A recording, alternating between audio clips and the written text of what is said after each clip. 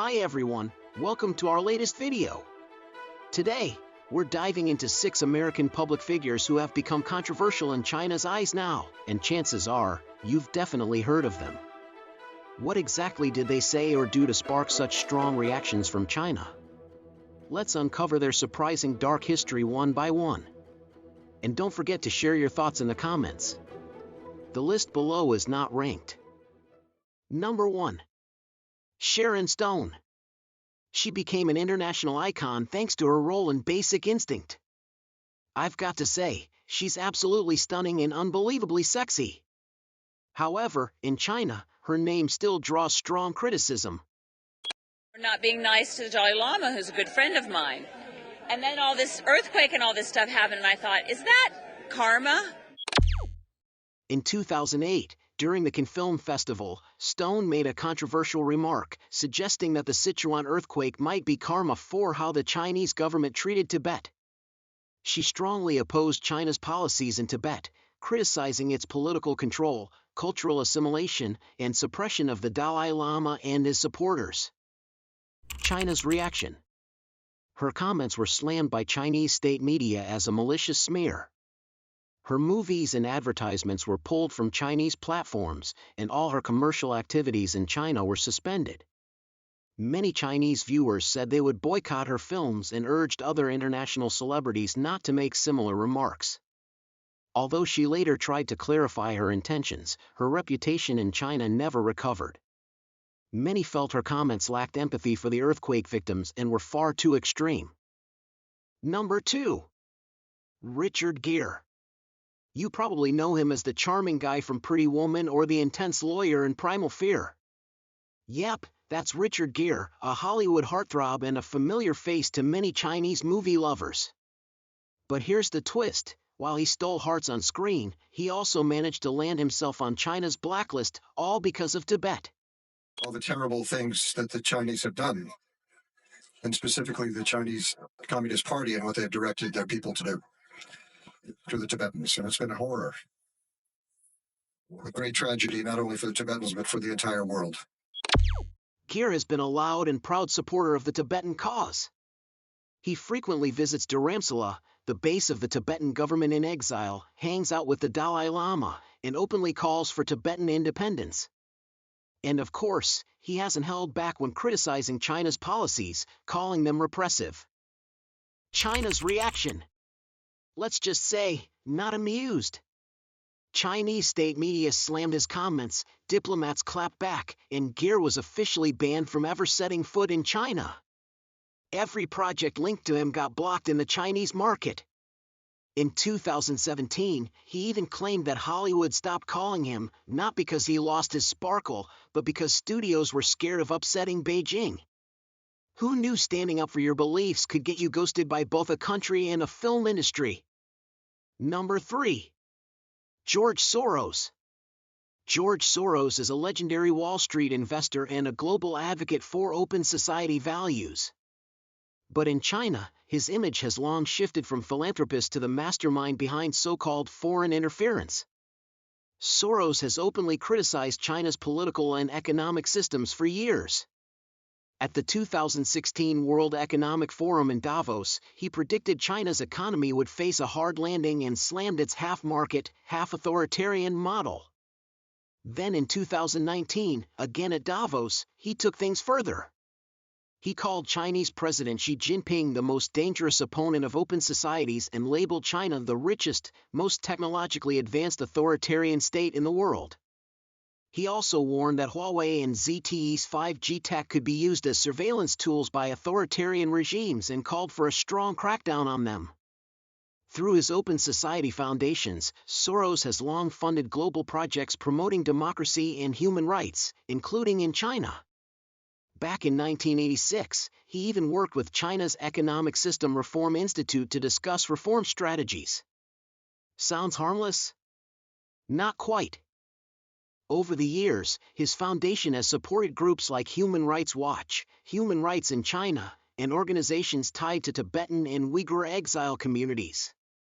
These groups are openly critical of China's policies in Xinjiang, Tibet, and Hong Kong, and they've pushed for Western sanctions on China. China's reaction. Naturally, Chinese authorities are on high alert. State media like Xinhua, People's Daily, and Global Times have repeatedly attacked Soros by name, calling him the shadow financier behind Western subversion and accusing him of using democracy as a cover to meddle in China's internal affairs. After his 2019 Davos speech, China tightened scrutiny on any groups linked to his foundation. Some foreign NGOs were even expelled from the country. The message was clear: Soros is not welcome here.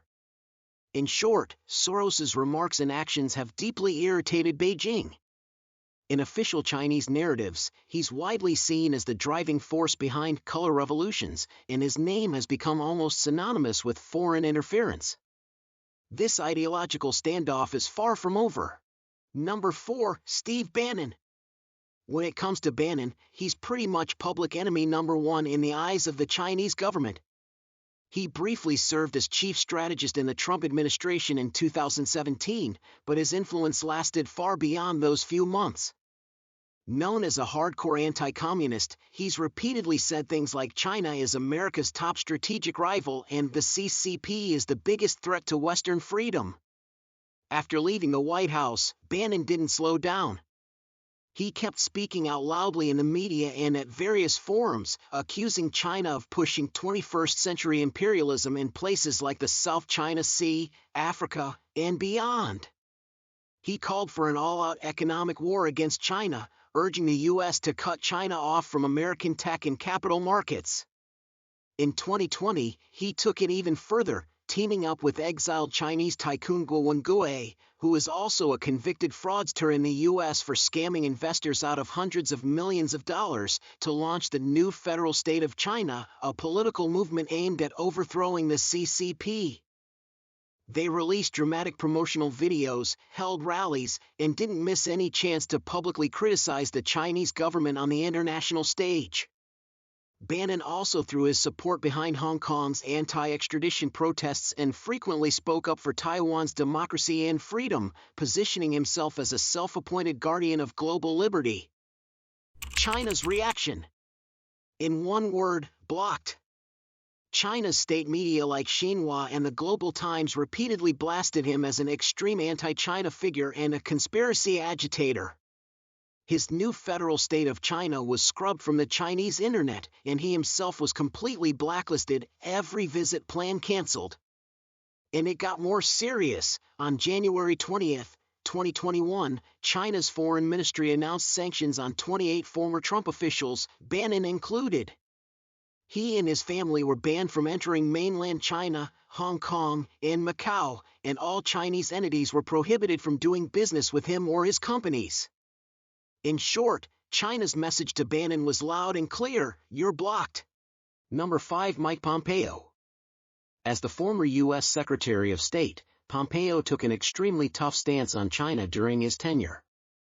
He labeled China as the top strategic competitor and frequently targeted Beijing on multiple sensitive issues. In 2020, he publicly accused China of committing genocide and crimes against humanity in Xinjiang, calling for global sanctions on Chinese officials. During the implementation of the Hong Kong National Security Law, he announced the end of Hong Kong's special trade status, stating that it was no longer highly autonomous. He also repeatedly pushed for closer official ties with Taiwan. Just days before leaving office in January 2021, Pompeo further escalated tensions by sanctioning several senior Chinese officials, including Xinjiang Party Secretary Chen Quanghua, drawing strong condemnation from Beijing. China's response. Pompeo's remarks significantly strained U.S.-China relations. The Chinese government strongly rejected his criticisms and blocked his visits, accusing him of interfering in China's internal affairs. During his tenure, Pompeo was repeatedly blacklisted by China's Ministry of Foreign Affairs. On January 20, 2021, he, along with Steve Bannon, was officially included in China's list of 28 sanctioned American individuals.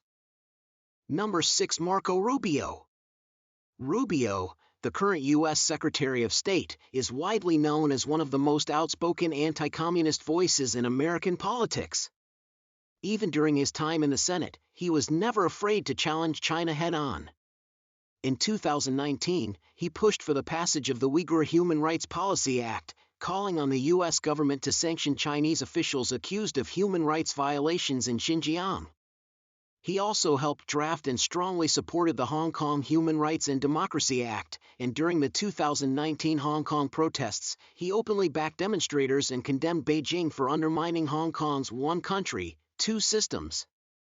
Rubio hasn't held back in criticizing Chinese President Xi Jinping by name, accusing him of authoritarianism, genocide, and aggression against the U.S. and its allies. He's also a vocal supporter of Taiwan and has made several public statements in favor of strengthening U.S.-Taiwan ties, another sore spot in U.S.-China relations.